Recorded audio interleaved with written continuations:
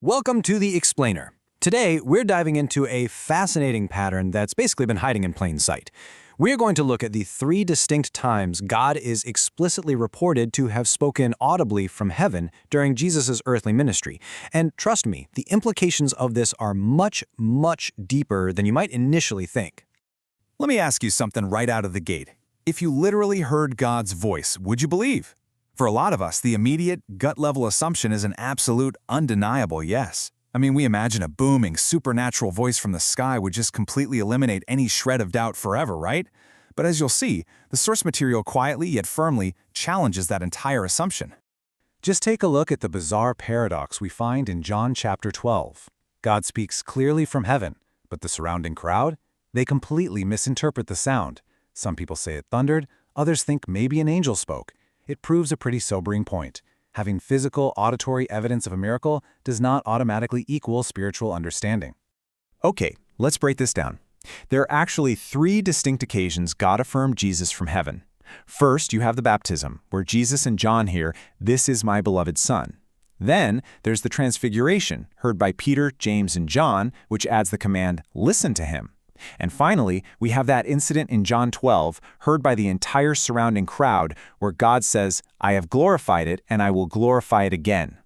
Notice how both the audience and the message itself shift every single time. Let's jump into part one, the heavenly voice paradox, or hearing versus understanding. When you map it out, these three voices perfectly bracket Jesus' earthly ministry. You've got the first voice at the very beginning during his public baptism, the second voice arrives right in the middle, at a huge critical transition point, and then the final voice occurs at the very end, literally just before the crucifixion. That is a highly, highly intentional structure. Moving on to part two, the first voice at the baptism, which is all about establishing identity. Now, when that heavenly voice booms out, "This is my beloved Son with whom I am well pleased," it's doing something incredible. It's actually mashing up two massive Old Testament concepts. On one hand, you have Psalm 2, referring to God's appointed conquering king. But right alongside it, you have Isaiah 42, describing a suffering servant. Jesus is being identified as both, and that creates a huge theological tension that his followers would honestly struggle to grasp for years.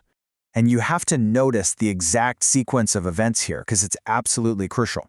Step 1, God identifies Jesus, declaring, "This is my Son."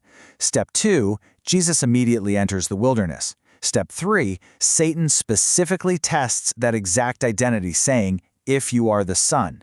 Jesus doesn't have to go out and prove his identity to earn God's approval. No, he enters the test already securely possessing it. Right, on to section 3, the second voice at the transfiguration, establishing authority.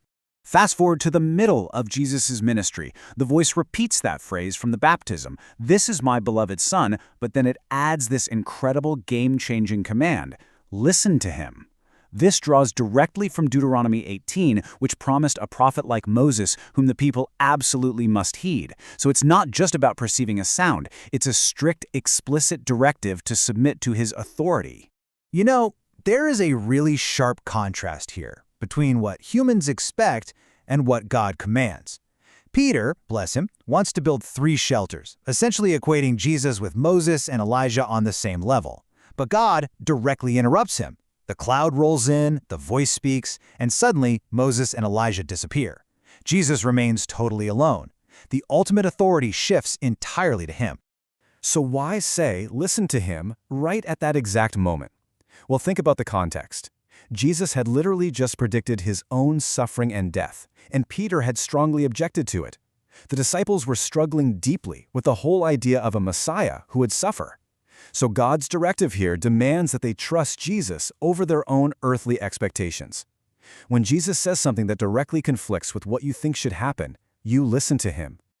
That brings us to section 4, the third voice right before the cross, which is all about confirming the mission. "I have glorified it, and I will glorify it again." Now, did you catch that?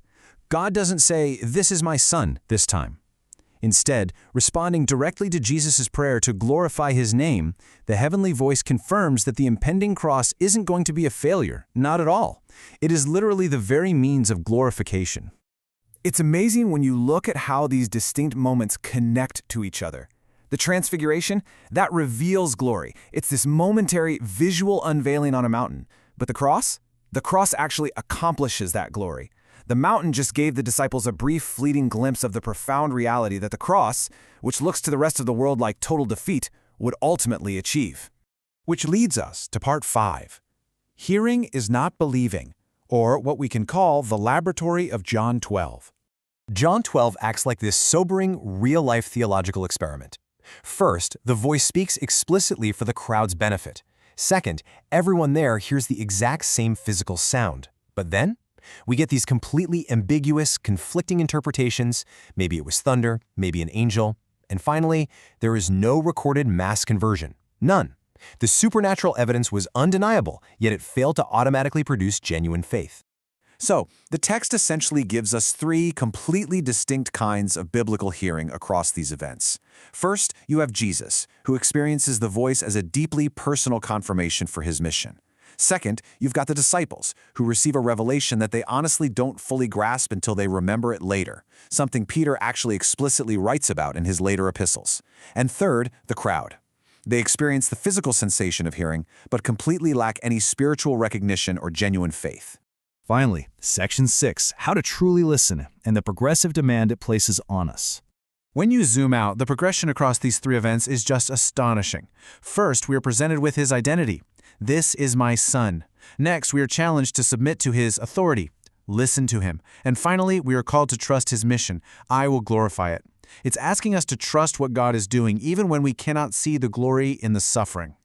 The source material leaves us with this incredibly powerful quote, and it hits the nail right on the head.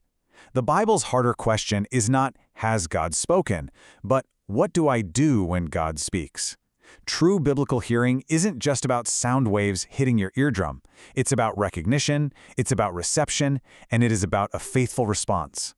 And this brings us right down to our harsh, modern reality. It is so easy for us to fall into these traps. We wish for spectacular, undeniable confirmation from heaven, all while completely neglecting the words we already have in front of us. We ask for a new sign, while totally failing to obey the last command. Or we hear Scripture repeatedly, but we just treat it as academic information rather than authoritative truth that should change our lives.